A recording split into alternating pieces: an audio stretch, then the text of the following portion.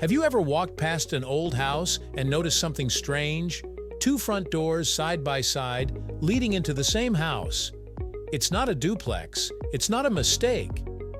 And yet there they are, two separate entrances.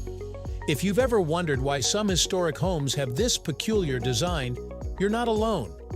The answer isn't as simple as you might think.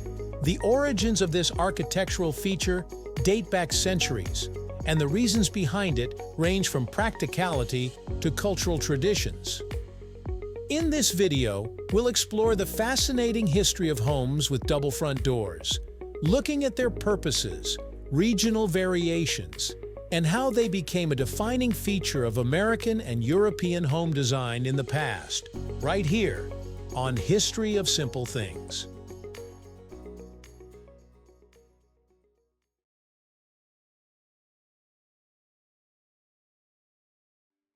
To understand why some old homes have two front doors, we need to go back in time to the 18th and 19th centuries.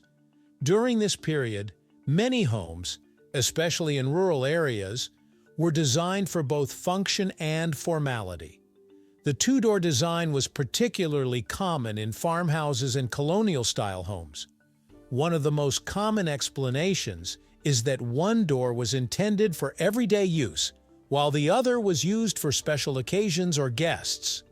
In many traditional households, the left door, or sometimes the one closest to the family living quarters, was the family entrance.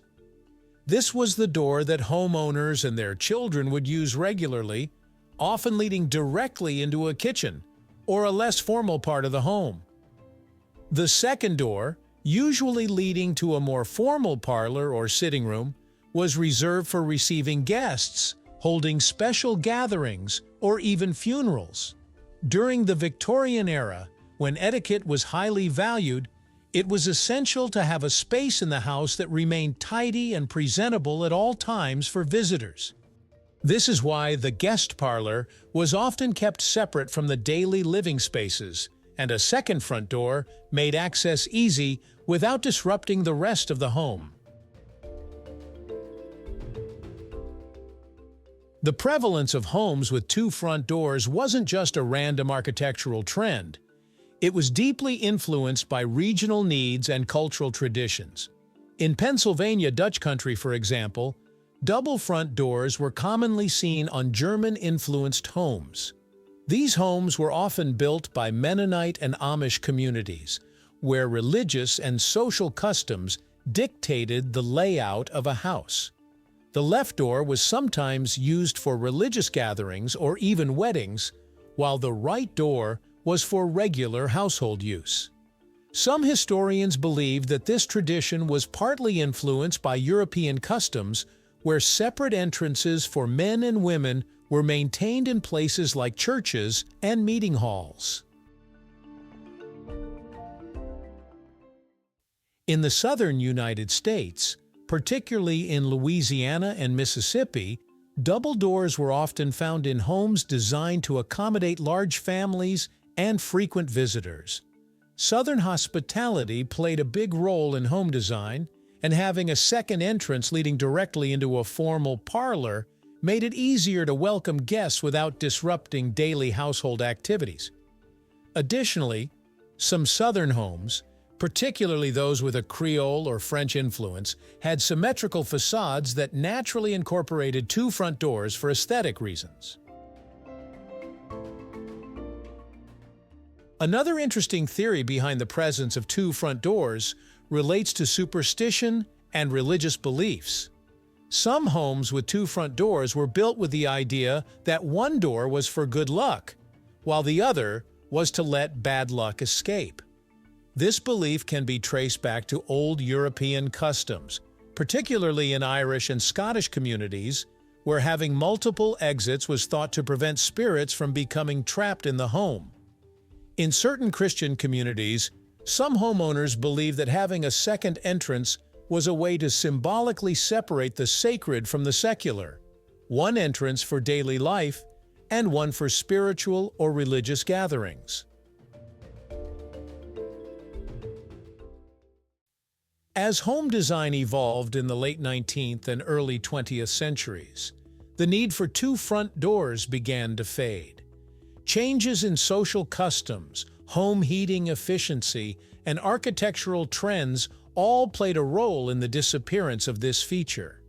As middle-class families moved away from rigid formalities, the idea of maintaining a separate guest parlor became less important.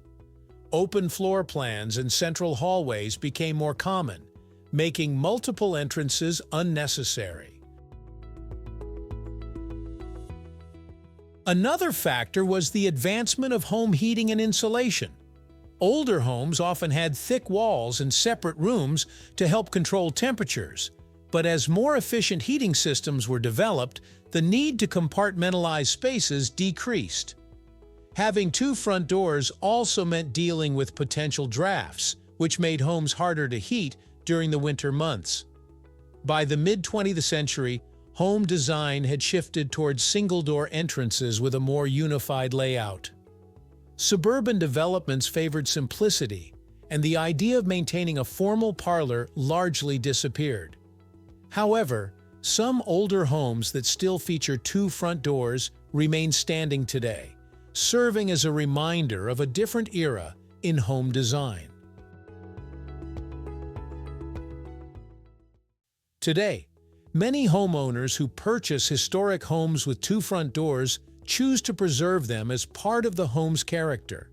In some cases, the second door is sealed off or converted into a window, while others keep it as a decorative feature. Preservationists and historians often advocate for maintaining these original architectural elements to honor the history of the home. Interestingly, some modern builders and designers are bringing back the concept of dual entrances in new ways. Certain homes with home offices or rental spaces now incorporate a second front door for convenience, echoing the practicality of past designs. Similarly, tiny homes and modular houses sometimes use two entrances to maximize functionality in a small space.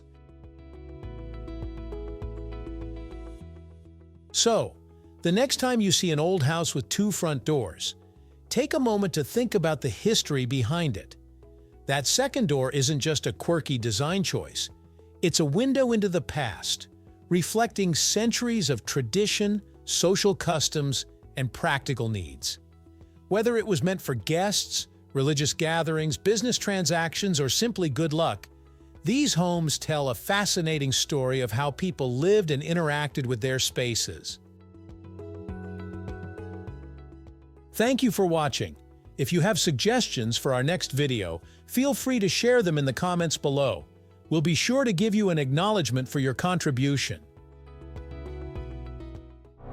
Thank you for joining us on this journey through the history of simple things. Don't forget to like, subscribe, and stay tuned for more stories woven through the smallest details.